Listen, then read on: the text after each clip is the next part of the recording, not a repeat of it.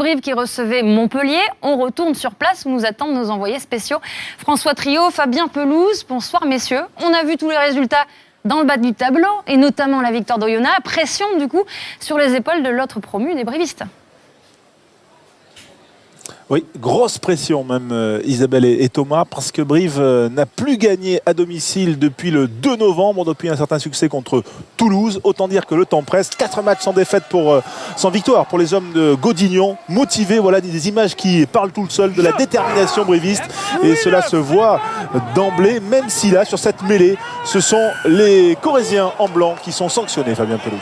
Oui, ils sont sanctionnés sur une faute peu évidente, mais en tout cas, ça dénote quand même une belle entame de Montpellier et ça vient récompenser surtout une belle entame de Montpellier sur ces 10 premières minutes. Benoît Payog, le buteur le plus précis du top 14, près de 89% de réussite, eh bien, ne manque pas l'occasion d'ouvrir le score 3-0. Mais sur le coup d'envoi, le coup de renvoi suivant, réplique des Brivistes, un ballon porté qui est doublement porté par le public, vous l'entendez, qui va pénétrer dans les 22 mètres et qui va pousser les Montpelliérains à la faute. Ouais, autant vous dire qu'on a vu beaucoup de ballons portés ce soir, bien effectués de part et d'autre. Et sur celui-ci, effectivement, les Montpelliérains se mettent à la faute, notamment Gorgodier en venant faire le tour par le côté, en prenant un petit peu le périphérique.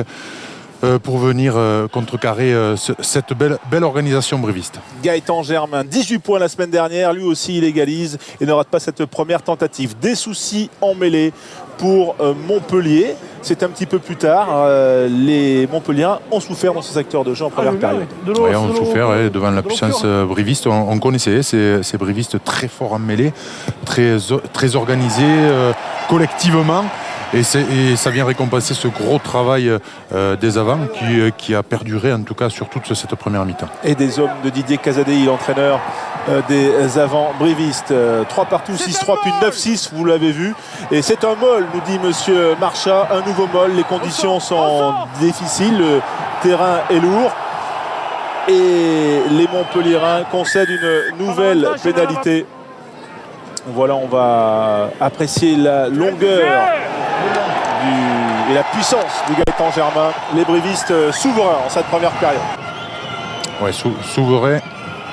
Oui, souverain avec sa longueur du pied et son jeu au pied précis, même d'occupation.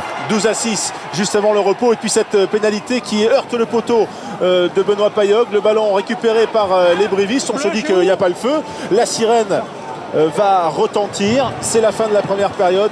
Jean-Baptiste Péjoine qui alerte Gaëtan Germain qui manque son coup de pied. Récupération, René Ranger, le néo-zélandais qui peut transmettre à Ivaldi, mais malheureusement il est passé en touche. Oui, un des seuls éclairs de cette première période sur une double erreur, une grossière erreur, un contre sur Germain, et puis finalement Ranger qu'on voit mettre à peine un petit peu le bout du talon sur la ligne qui vient empêcher ceci de marquer le premier essai. Dès le coup d'envoi de la deuxième période, 6 points d'avance pour les brivistes, et puis la puissance de Koyamambole qui se fait subtiliser le ballon, mais une faute est sifflée à l'encontre des Montpelliérains qui va offrir une nouvelle pénalité aux brivistes. Oui, pour un hors-jeu de position sur une belle possession des brivistes qui, dès le début de la seconde mi-temps, remettent les mains sur le ballon, et cette action a duré un peu plus d'une minute et permet en tout cas aux brivistes de bien entamer cette seconde mi-temps. 15-6, 9 points d'avance. Montpellier n'est plus dans le bonus, mais Montpellier décide de jouer à l'image de Thomas Cambezou, titulaire aujourd'hui en l'absence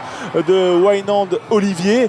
Il est passé une belle séquence de jeu qui va durer plus d'une minute côté Montpellier. Ils ont essayé de donner du volume. Ouais, ils ont essayé de donner du volume quand ils ont réussi à remettre la main sur le ballon, c'est Montpelliérain, et puis finalement il s'en faut de peu que René Ranger trouve Cambezou sur cette action. Heureusement que Manu traînait là et est venu finalement mettre fin à cette action, mais regardez toute la dextérité de René Ranger sur cette action.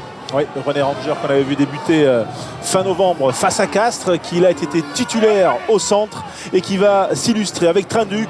Ils vont faire des ravages dans les semaines à venir, ces deux-là. Ranger qui manque son coup de pied, mais là encore, bel éclair. Ouais, bel éclair, sur un terrain détrempé avec peu d'appui. Il arrive quand même à s'arracher du plaquage de Minardi et à distiller ce coup de pied. Alors, c'était la bonne option. Il a mal été effectué. C'était un petit peu long comme un coup de pied, mais en tout cas, je suis persuadé qu'on va revoir ce joueur illuminer de sa classe les terrains du top 14 durant cette fin de saison. Et on revoit là aussi ce geste, une passe au contact acrobatique qui n'a pas pu malheureusement arriver à Timothy Nagusa. On en reste donc à ce score de 15-6. Montpellier ne détient pas le bonus, mais il y a la sirène qui retentit et un dernier coup d'orgueil, coup de boutoir pour peut-être aller chercher une faute et ils vont la décrocher. Et c'est important pour décrocher parce que Payog est sorti. Est-ce qu'on a déjà manqué 2 coups de pied? Et c'est François Trinduc qui réussit de 40 mètres en face à la 81e minute. Cette pénalité qui offre le bonus défensif à Montpellier. Voilà, victoire plein de soulagement pour la solidarité briviste qui met donc fin à une série de 4 matchs sans victoire.